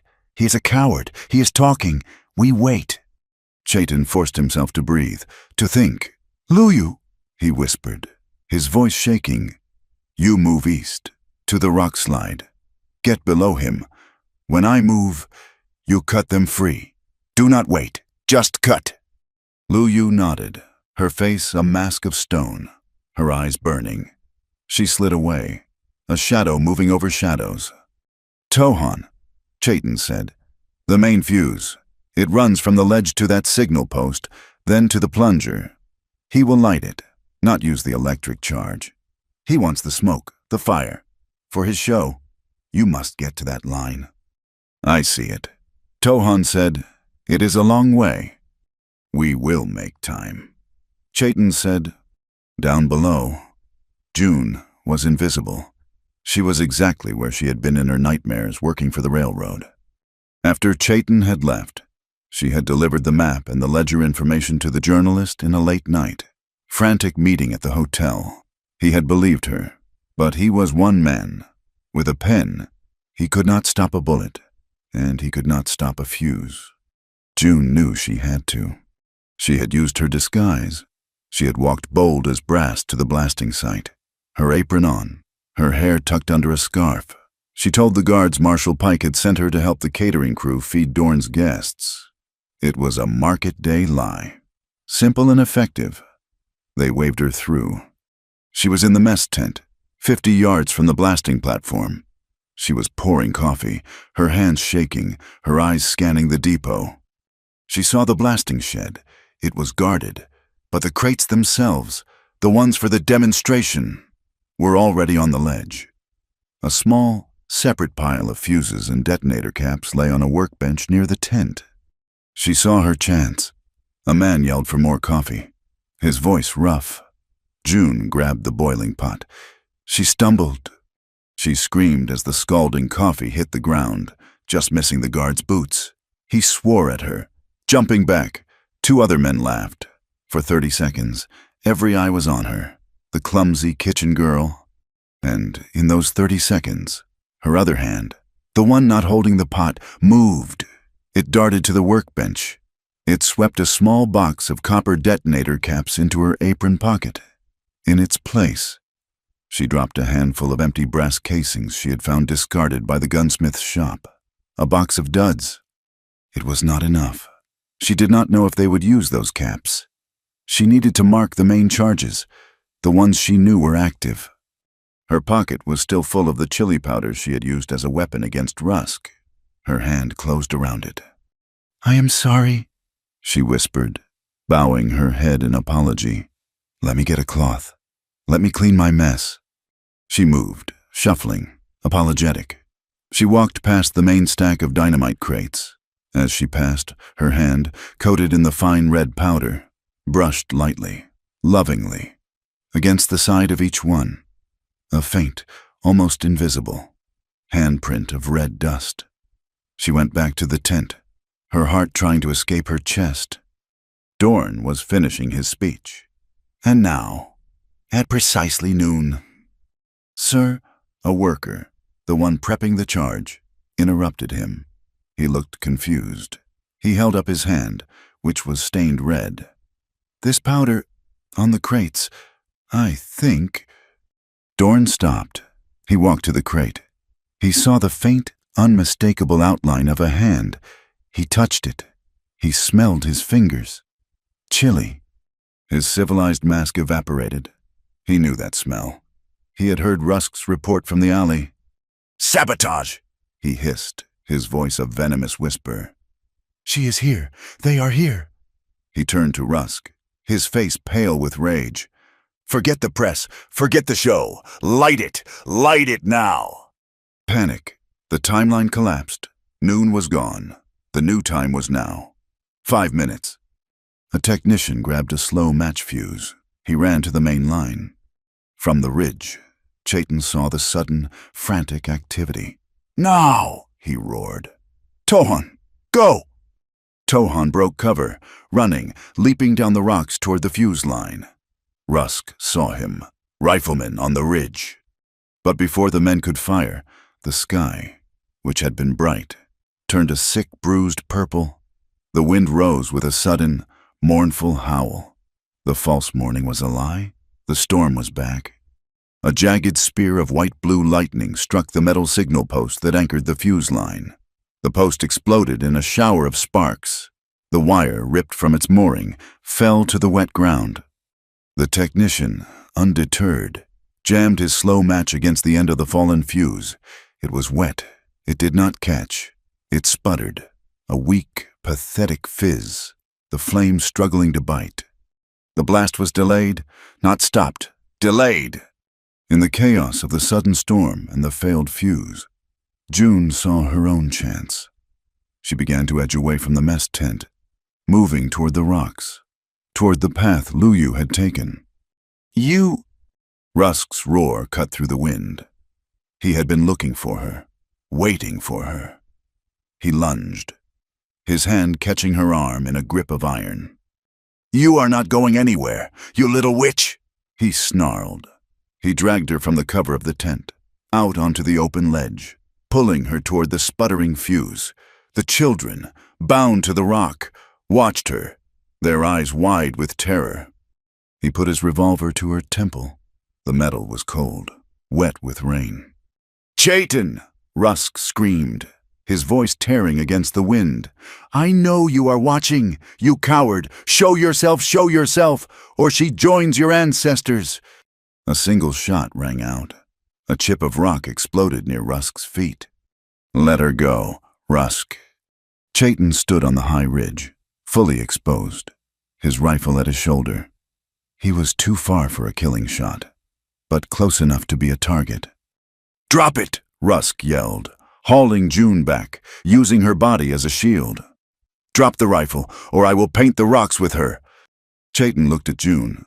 Her face was white with terror, but she met his gaze. He saw the strength he had named. He slowly, agonizingly, lowered his rifle to the ground. Rusk laughed, a triumphant, ugly sound. "I knew it. I knew you were weak. A woman and some brats. That is all it takes." He was focused on Chayton. He did not see Luyu, who had reached the ledge below him. She did not hesitate. She darted from her cover, her knife flashing. She did not attack Rusk. She sliced the ropes holding the children, her voice a sharp command in Apache. "Run to the rocks!" Rusk turned, stunned by the sudden movement. He did not see Tohan, who had used the distraction to crawl to the edge of the platform. Tohan rose, his arm swinging. He threw a heavy bag of dry sand he had carried for tamping fuses. The bag burst, a cloud of blinding grit hitting Rusk square in the face. Rusk screamed, his eyes full of sand. He stumbled, his gun firing wildly into the air, his grip on June loosening for one critical second. June did not run. She grabbed his wrist, the one holding the revolver. She did not try to pull it away. With all her strength, with the memory of the alley, the memory of the camp, she shoved his arm down, pointing the barrel not at Chayton, not at herself, but at the sputtering, smoking fuse line on the ground. She put her hand over his, forcing his finger back on the trigger. The gun fired. The bullet struck the primary copper detonator cap that the fuse was struggling to ignite. The cap exploded. It was not the main blast. It was a sharp, violent crack, a sound like a small cannon. The blast was contained, but it was powerful enough. It vaporized the cap, shattered the blasting machine, and severed the entire ignition line. The sputtering fuse went dead. The silence that followed was heavier than the thunder. The immediate threat was gone. The silence that followed the explosion of the cap was a hollow, ringing vacuum. It lasted a single heartbeat. It was broken by Silas Dorn. His face, which had been pale with rage, was now a mask of pure, reptilian fury. "Fools!" he shrieked, his voice cracking. "Kill them! Kill them all!" The railroad guards, hired for their brutality, not their loyalty, opened fire. The air, already thick with rain and ozone, was suddenly filled with the snap and whine of bullets. The crowd of townspeople on the viewing platform screamed, a single, terrified sound, and began to stampede, scrambling back toward the path to dry water, creating a bottleneck of panic. Chayton, his rifle back in his hands, returned fire from the ridge, the sound sharp and clear. He was not aiming to kill, he was aiming to pin them, to provide cover. Tohan, roaring like a bear, charged the two guards closest to the children, using his massive bulk as a human battering ram, knocking them both from the ledge. The scene dissolved into a nightmare of mud, smoke, and chaos. The storm, which had momentarily held its breath, unleashed its full power. The rain came down in solid, horizontal sheets, and the lightning, which had already saved them once, found a new target. It struck the tallest, most arrogant structure in the canyon, the central support piling of the half-finished wooden bridge.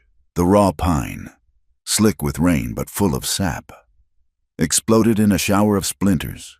Fire, blue and electric at first, licked the scaffolding. The rain tried to drown it, but the wood was too rich. The flames caught, a greedy, roaring orange against the black sky. Rusk, rubbing the last of the sand from his raw eyes, saw his moment. His enemy was not Chayton, who was still too far away. His enemy was June. She was scrambling toward the rocks where Luyu was hiding the children. He ignored the bullets, the fire, the screaming. He charged her. Chayton saw it. He left the cover of the ridge. He did not climb. He slid, half running, half falling, down the slick, muddy rock face, his descent reckless, desperate. He moved with an impossible, ground-eating speed. He hit the ledge just as Rusk grabbed June by the hair, yanking her head back. Chayton did not stop. His shoulder struck Rusk's chest with the force of a stampeding bull. The two men went down, rolling in the thick red mire, their breath driven from them. They scrambled to their feet, their knives lost in the mud. They were equals now. Just two men, soaked to the bone, their fists clenched. Rusk snarled, a low, animal sound. He did not charge again. He ran. He retreated, leaping onto the main support beam of the burning bridge, his boots finding purchase on the smoking wood. This was his ground. He was a builder, a destroyer. He would fight Chayton there, high above the world. Chayton did not hesitate. He followed him. They were suddenly alone, high above the chaos, silhouettes against the growing fire. The wind tore at them, trying to peel them from the beam. Rain hissed as it struck the burning wood. They met in the center of the span. Rusk, heavier and stronger, swung a looping, brawling punch. Chayton ducked. The wind from the blow was so strong it ruffled his wet hair. He stepped inside the punch, not with a fist, but with an open palm strike to Rusk's chest, a hard, sharp shove designed to break balance. Rusk staggered back, his heavy boot, slick with mud, slid on the wet, charred wood. He went over. His arms windmilled, his face a mask of sudden, shocked terror. His hand, grasping wildly, caught the edge of the beam. He dangled, his full, heavy weight held by one desperate grip. The fire licked at his back. The canyon, 1,000 feet of empty air, yawned below him. Chayton stood over him. He looked down at the man who had hunted June, who had threatened the children, who had crippled Cale in spirit, if not in body. He looked at the raw terror in Rusk's eyes, and he saw his brother, falling. He saw the failure he had lived with for a year. He knelt, the heat of the fire scorching his face. He reached down and grabbed Rusk's thick wrist. "I will not let you fall!" Chayton grunted, the words torn from him, his muscles straining against the man's weight. He pulled. He hauled Rusk up from the abyss. Rusk was on his knees, coughing, safe, clinging to the beam. He looked at Chayton. His terror was gone. It was replaced by the same familiar, venomous hatred that defined him. "Fool," Rusk spat. He lunged, not to his feet, but forward, driving his head like a goat, striking Chayton square in the stomach. The blow knocked the air from Chayton. He was thrown backward, his balance shattered. He was falling, the same way Rusk had, his hands grasping at empty, smoky air. June, watching from the ledge, screamed. She saw Rusk rising, a triumphant, demonic figure in the flames. She saw Chayton, arms spread, about to die. She did not think. Her hands fumbled at her belt, at the heavy leather loop that held her livelihood. She ripped her farrier's hammer from its holster. It was her tool of mending, her promise of a new life. She threw it. She did not aim. It was an instinctive, desperate act of protection. The heavy steel hammer spun end over end. True and heavy, it struck Rusk square in the back of the head. The sound was not loud. It was a dull, wet, final thud. Rusk stiffened. His triumphant look vanished, replaced by a profound, empty surprise. He did not fall backward. He pitched forward, a dead weight, off the bridge and into the smoke and the rain. He vanished into the depths of Cedar Canyon. Chayton, who had caught his balance at the last possible second, clung to the beam, his chest heaving.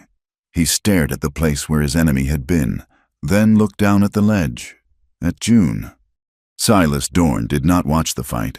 He was a man of ledgers and profits, not primitive brawls. He saw his bridge burning. He saw his foreman fall. He saw his guards overwhelmed by Tohon and a new wave of Apache scouts arriving from the ridges. His investment was in flames. His demonstration was a catastrophic failure. He turned, calmly, deliberately. He walked away from the chaos toward the small maintenance engine that sat on a temporary track. It was a single, small car, used for hauling supplies. He climbed into the cabin. He would leave Drywater, leave this disaster. He would cut his losses and let the law clean up the savagery. He released the brake. The engine hissed. June saw him. She saw the architect of all this, the man who had trapped her, who had ordered the children taken, simply leaving. She ran. She did not run toward the engine. She ran toward the temporary corral where the railroad crew kept their horses. She grabbed the gate, her hands fumbling with a rope latch. She tore it open. "Yah!" she screamed, her voice raw, waving her arms. "Go run!" The horses, already panicked by the gunfire, the thunder, and the smell of fire, needed no second invitation. They exploded from the pen, a wave of brown and black, a thunder of animal terror. They ran directly onto the tracks, and leading them, running not with a limp, but with a strong, if awkward, gait, was the foal. The splint, the one she had set in the cave, was holding. It was running with its mother. It was running free. The herd, a solid wall of horseflesh, blocked the track. Dorn's engine screeched, its iron wheels locking, sparks flying, but it could not plow through them. He was trapped. Marshal Pike had seen enough. His reputation was ruined. His benefactor, Dorn, was trapped. His gifts were about to be exposed. He saw June, standing by the empty corral, the woman who had started it all. He raised his rifle, taking careful aim at her back. He would end this complication himself. "Marshal." The voice was not a shout. It was a sharp, educated command. The journalist from Santa Fe stood on the path from town. He was not alone. Behind him were the people of Drywater, the shopkeepers, the miners, the women. They had heard the gunfire, seen the fire, and had followed the reporter, who was holding aloft a black, leather-bound book. "Marshal Pike," the journalist called out, his voice carrying in the sudden lull. "I believe the good people of this town would be very interested to know about your $300 Civic Improvement Fund." Pike froze. He looked from the journalist's steady, accusing gaze to the sea of pale, angry, accusing faces, his town. They were all staring at him. He slowly, very slowly, lowered his rifle. On the ledge, the fight was over. Tohon had the remaining guards tied. Chayton dropped from the smoking bridge. His legs shaking, he and Tohon immediately moved to the dynamite. The main fuse was destroyed, but the crates themselves were still live. They worked quickly. their hands sure, pulling the copper detonator caps from the sticks, disarming the threat. "Where is the other box?" Tohan asked, his brow furrowed. "The one from the shed." "It does not matter." Chayton began. "They are—" He was interrupted by a muffled, deep thump. A single, stray charge, perhaps one set for a different demonstration, went off. It was a late, slow fuse, ignited by the bridge fire. The explosion was not on the main ledge. It was under Dorn's construction shed. The building erupted in a plume of wood, paper, and tools, erasing the last sign of Dorn's project. It harmed no one. The journalist walked onto the chaotic platform, holding the ledger high. "This, ladies and gentlemen," he said, "is Mr. Dorn's private ledger. It details every payment to Marshal Pike. It also details his plan to seize this land by force, land which, according to the territorial office in Prescott, still legally belongs to the Apache." He held up the blasting map. The proof was absolute. June stood, watching. She saw the ledger. She saw Pike, his head bowed, disarmed by his own citizens. She saw Dorn, a prisoner in his own engine. She saw Luyu, wrapping the children in dry blankets, their faces safe. She saw Chayton, alive. The iron rod of courage that had held her up for 2 days, the strength that had come from pure terror and desperation, dissolved. Her knees buckled. The world went gray at the edges. She did not hit the ground. Chayton was there. He had crossed the yard in 3 strides, catching her as she fell. He held her, his arm wrapped tightly around her waist, her head resting against his chest. She was shaking, a terrible, racking series of shudders that shook her entire body. He just held her, his face buried in her wet hair, his own body trembling with the adrenaline of the fight. They stood like that for a long moment in the rain, a silent promise made and kept. The spell was broken by the crowd. They were no longer a passive audience. They were a mob. They saw Pike's betrayal. They saw Dorn's greed. They advanced on the Marshal and on Dorn, their voices a single, angry roar. Thief, liar, murderer. They surrounded the town hall, trapping Pike inside. They cut Dorn off from any escape. The community, for so long divided by fear and greed, had finally, definitively, chosen a side. The adrenaline of the fight drained away, leaving a cold, muddy reality. The rain softened, but the sky remained a heavy gray. The crowd from Dry Water, their brief, unified anger fading into confusion, stood on the muddy platform, looking at the dead fire, the ruined work site, and the small group of Apache warriors who had appeared on the ridge. The journalist, Abernathy, was the only one who seemed to know what to do. He held the ledger like a shield, his voice cutting through the murmurs. "This is not over," he declared, his gaze falling on Marshal Pike, who was trying to slip away into the crowd. "Marshal, you are bound by oath to detain Mr. Dorn, pending an investigation by the territorial marshals." Pike, his face the color of wet ash, looked at the angry eyes of his town. He had no allies left. He did as he was told, placing Silas Dorn under a reluctant, humiliated arrest. It took 2 days for the full weight of the law to arrive. Abernathy's telegraph from the day before had painted a stark picture, and the territorial marshals who rode in from Prescott were not interested in local politics. They were humorless men who answered to the governor. They read the ledger. They read Abernathy's account. They listened to Tohan, who described the armed guards and the hostages. They listened to June, who quietly explained the false letter and the threats. Silas Dorn was taken east in irons. His railroad, the one he had tried to build on arrogance and violence, was finished. The federal investigation into his contracts, spurred by the scandal, would ruin him. Marshal Pike was stripped of his badge and told to be out of the territory by sundown. The town of Dry Water was left raw, exposed, and suddenly, strangely, quiet. They found Rusk's body at the bottom of a ravine, caught in the branches of a shattered pine. The fall had left little of his face recognizable. Chaitin, Tohon, and 2 other men carried him back to the town cemetery. There was no one to claim him, no family to mourn him. The railroad crew that had not fled simply looked at the ground, anxious for their own back pay. A simple pine box was built. A hole was dug in the wet earth. June stood by the cemetery gate, her hands clenched. She felt she should be here, to see the end of it, but she felt no triumph, only a deep, aching weariness. Chaitin stood by the open grave as the last shovelful of dirt was thrown on. The railroad men drifted away, heading for the saloon. June and Chaitin were left alone, the only mourners for a man no one would miss. He did not look at her. He just stared at the mound of raw, red earth. He had fought this man. He had defeated him. He had also, for one impossible second, tried to save him. He had held his life in his hands. Slowly, his hand went to the small, worn leather pouch at his belt. His mother's blessing, the blue cornmeal.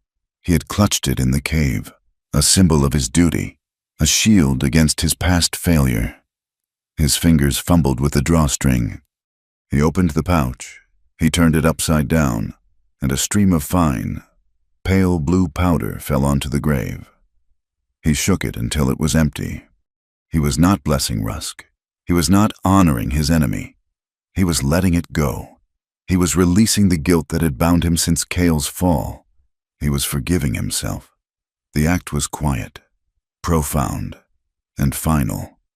He dropped the empty pouch onto the grave, a last, small offering. He had paid the price for his own violence. He turned, his face unreadable but his shoulders lighter, and walked out of the cemetery. In the high meadow, life began to heal. The scar of the blasting site, the burned bridge, was a reminder. But the grass, fed by the storm, was already growing back. June found her place in the Apache camp. Not as a captive, not as a guest, but as something new she did not have a name for. She worked, she cooked, this time with proper supplies, teaching the women how to fry bread the way the railroad crews liked it, and learning from them the magic of corn and squash. But her real work was with the horses. The foal, the one she had saved in the storm, had become her shadow. It was now 3 weeks since the fight. The leg was strong. The time had come. She knelt in the bright sunlight, the tall grass warm against her arms. Chaitin watched her, as he often did, from a distance. He leaned against a tall ponderosa, his arms crossed, his presence a quiet, steady weight. June spoke to the foal, her voice the same low murmur she had used in the cave. "All right," she whispered. "This is it. Time to see." She carefully, gently, unwound the strips of her old cloak, the fabric stiff with mud and time. She cut the last knot. The wooden splints fell away. The leg was whole. A hard, clean knot of new bone marked the break. But it was straight. It was strong. She put her hands on the leg, her thumbs beginning a slow, practiced massage. She worked the muscles that had been held rigid for so long, coaxing life and blood back into them. Her hands, which had felt the trigger of Rusk's gun, which had stolen a ledger, were now doing what they were made for. They were healing. The foal stamped its foot, testing the new freedom, then leaned its head against her shoulder, a complete and total surrender of trust. June closed her eyes, her hand stroking its neck. She had mended what was broken. The tribal council met under the shade of the sacred cottonwood tree. Elder Natsa presided, his face calm. Tohon was there, Luyu, her anger replaced by a quiet, watchful gravity. Was there? And Chaitin. They asked June to sit, not in the circle, but near it. "The railroad is gone," Natsa began. "The Mandorn is gone, Pike is gone, but the town remains. The world remains. We should close the canyon," Luyu said, her voice sharp. "We have shown our strength. Now we must show our wisdom. Let no one pass. They have poisoned our land." "And how do we get the steel for our plows?" Tohon countered. his voice a practical rumble. "How do we trade for the cartridges we need? We cannot build a wall against the whole world. It will only come crashing down." Chayton remained silent, listening. Natsa held up a hand. "We cannot live as we once did. That time is gone, but we will not live as they want us to. We will not be their victims, and we will not be their prisoners." He made his ruling. Cedar Canyon, the high path, the sacred ground, is closed. It is ours, forever. But the low road, the trade path to dry water, will be open. We will trade. We will be neighbors. But we will be neighbors with a strong fence. We will trade on our terms. His ancient eyes moved, settling on June. "This leaves one question, the white woman." June's stomach tightened. She felt like she was on trial again. "She is not of the people," one of the older men said. "She has no place here." "She has hands that heal," said she who remembers, who was seated behind Natsa. "The foal, which should be bones, now runs. That is a sign." "She has a warrior's heart," Tohan added. "She walked into the enemy's camp. She blinded the man Rusk. She broke the thunderstick. I have seen warriors with less courage." Natsa nodded slowly, as if he were weighing the earth itself. "She is a complication, but she is also a bridge. Perhaps she is the kind of bridge that mends, instead of the kind that breaks." He looked directly at June. "We have need of your skills. Our horses are strong, but the world changes. We must learn the iron shoe. We have need of a cook who can make much from little. You have earned a place, if you will take it." He offered her a job, a home. "You will have a wiki up. You will have our protection, and you will work as we all work." It was a formal invitation. It was safety. It was acceptance. June looked at their faces. She saw kindness. She saw suspicion. But they were not her faces. They were not her people. The old, cold fear of being an outsider, of never belonging, washed over her. I do not know," she whispered, looking at her hands. I am not one of you." That evening, the air cool and smelling of pine. Chayton found her by the creek. She was staring into the water. "You should accept," he said. She did not look at him. "Why, so I can be your tame white woman, so you can all watch me, and wonder if I will betray you." "No," he said, his voice quiet, "so you can have a home, so you can be safe." "I will never be safe," she said, her voice bitter. "I am just a stray. Like that foal, I do not belong anywhere." He was silent for a long time.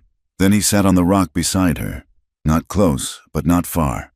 "I went to Natsa," he said, his voice low. "After the council, I asked him for permission." "Permission for what?" "To walk a new path." He turned to look at her, his dark eyes clear in the twilight.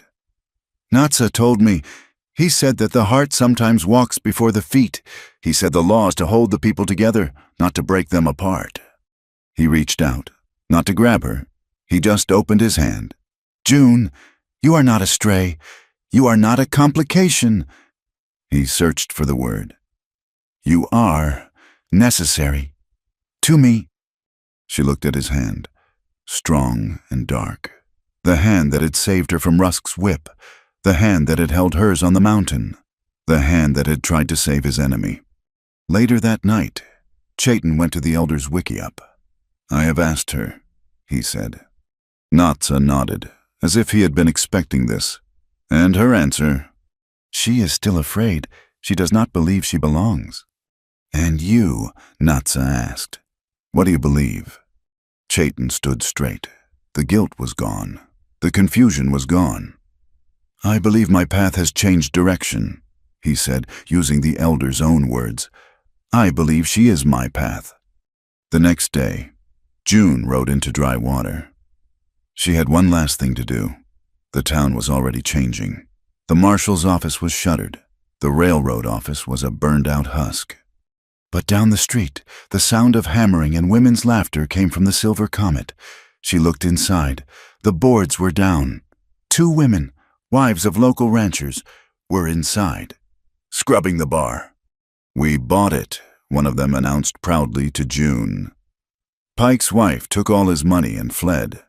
Sold us the deed for 10 cents on the dollar. We are opening next week. Good food, good jobs, and no men allowed in the kitchen. The woman smiled. "You looking for work, honey?" June felt a smile break across her own face. The first real, unguarded smile in a year. "No," she said. "Thank you. I have a position. I just came to, send a letter." She went to the post office. She bought a single sheet of paper and an envelope. She dipped the pen in the ink, her hand no longer shaking. She wrote to her aunt in Boston, the only family she had left. She did not write about the fire, or the fear, or the blood. She wrote, "I am not coming back. I have found good work, in a good place. The air is clean, and I am working with horses. I am well." She signed her name, June Whitaker. She looked at the words. Then she added 2 more, words that felt true. A person of the wind. She sealed the envelope, closing the final door to her past. She walked out into the sunlight, her shoulders back, and did not look back. She turned her horse toward the high, red peaks of Cedar Canyon. The world, which had been gray and angry, was now a deep, resounding blue. The storms were finished. The land, washed clean of the dynamite, the mud and the blood, smelled of wet sage and pine. In the high hidden valley, Elder Natsa declared a feast. It was not a celebration of victory. It was a festival of gratitude for the end of the rain. The steady, driving heartbeat of the drums echoed from the canyon walls. Fires burned bright, and the smell of roasting corn and savory stew filled the air. June sat by the main fire, her hands busy mending a blanket. Her presence no longer a question, but a quiet fact. Luyu, whose anger had long since melted into a fierce, protective friendship, sat beside her. She tried to pull June into the circle dance. "You must learn the rhythm," Luyu insisted, her eyes bright. "Your feet are too stiff." June laughed, her movements clumsy and awkward as she tried to follow the complex, shuffling steps. She was not a dancer, but the children laughed, and she found herself laughing with them, her face flushed with the heat of the fire and the simple joy of belonging. She was learning. The 2 cultures, which had collided in violence, were now sharing a fire. Later, when the moon was a high, silver coin and the drums had softened, Chayton found her. She had moved away from the celebration, to the quiet of the horse corral. She was watching the foal, now sleek and strong, as it rested beside its mother. "You left the dance," he said, his voice quiet. "I am not good at it," she said, smiling in the darkness. "My feet do not understand the music."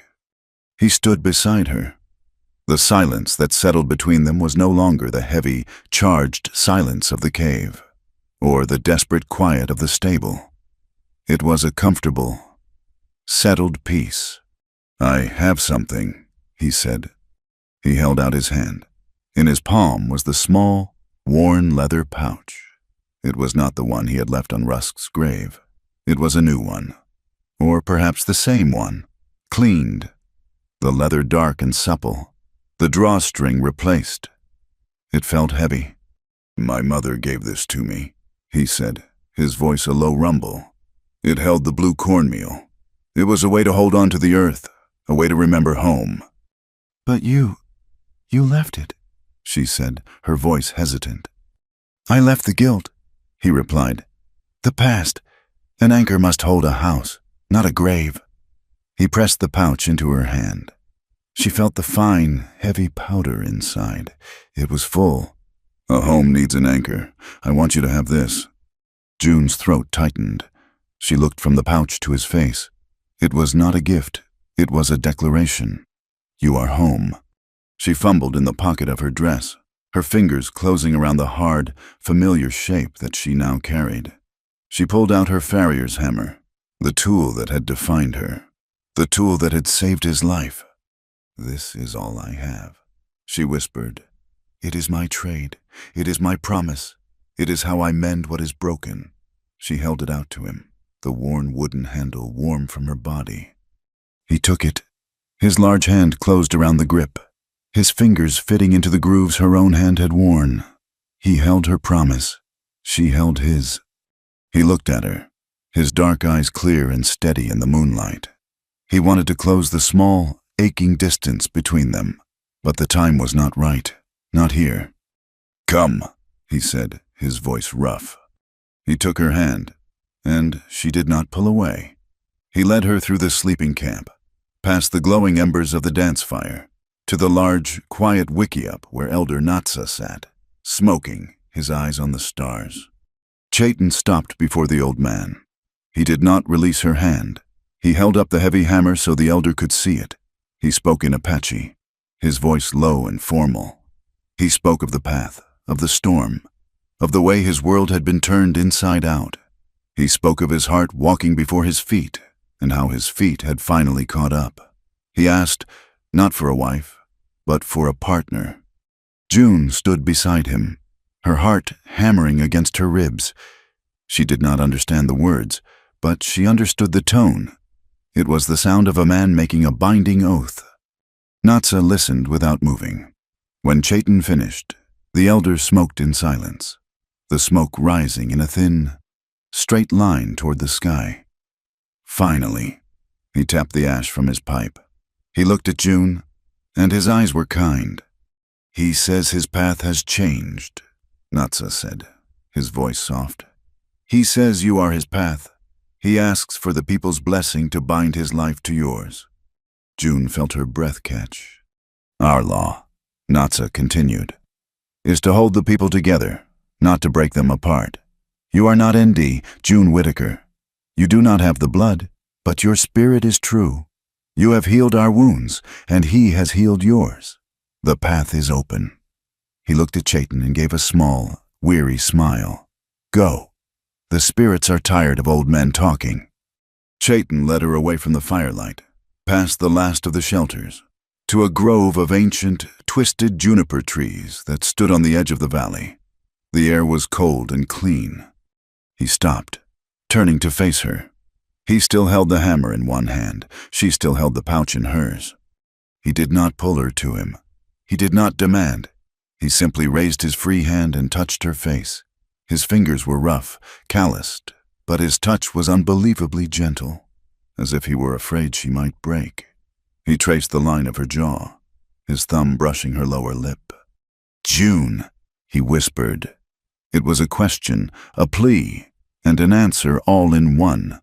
She leaned into his hand, her eyes closing, her fear gone. He bent his head. His lips met hers. It was not a kiss of fire or conquest. It was a kiss of arrival. It was quiet and slow, and as real as the stone beneath their feet. It tasted of wood smoke and the clear, cold air of the high country. It was a promise, more binding than any ledger, more final than any gunshot. When he pulled back, they simply stood, breathing the same air. "What do we do now?" she whispered, her voice muffled against his shoulder. "I cannot live in the hidden valley. I will always be the other, and you cannot leave your people." "So we will make a new place," he said, his voice calm. "A place in the middle. Natsa has given his blessing. The town needs us. The people need us. We will build on the trade path, the one that is open." "A trading post," she said, her mind catching his. "I will run it," he said. "I speak the language. I will trade fairly, but they will need more." A slow smile spread across her face. "They will," she agreed. "Travelers will need a place to rest. They will need a good kitchen, and they will need someone to care for their horses. A farrier." "A stable," he said, his own voice softening as he saw the future she was building. "And a kitchen, a place to teach." "Teach what?"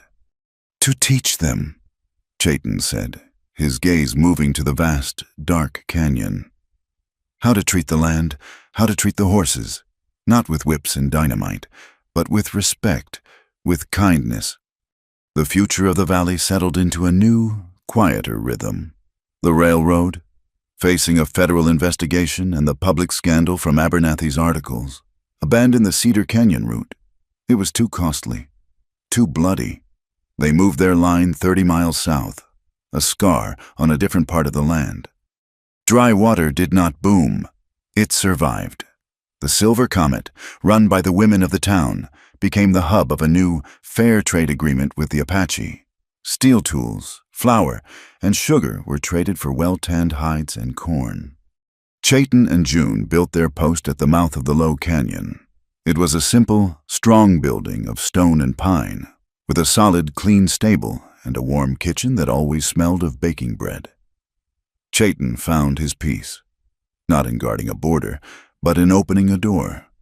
He saw Cale, his brother, working with Tohan, learning the blacksmith trade, his limp a reminder not of failure, but of survival. June, who had arrived as a complication, had become the bridge. She was the one who spoke to the ranchers' wives, who taught the Apache children how to set a splint, and who learned from She Who Remembers the names of the healing herbs. She was no longer running. She was anchored. One afternoon, in the bright, sharp light of the first autumn, she stood outside the post. The corrals were full, the stable was clean. Chayton was on the roof, securing a new beam. She looked out across the meadow. A band of horses grazed, their coats shining in the sun. A young horse, a deep, beautiful bay, suddenly broke from the herd. It kicked up its heels, tossing its head, and ran, a blur of pure, joyful speed. It was the foal. Its leg was perfect. It was whole. It galloped across the meadow and stopped before her, its eyes bright, its breath a warm cloud in the cool air. She reached out and laid her hand on its strong, proud neck. Chayton dropped from the roof, his landing as silent as a cat's. He came to stand beside her, not touching, but close, their shoulders almost brushing. He looked at the horse, then at her hand on its mane.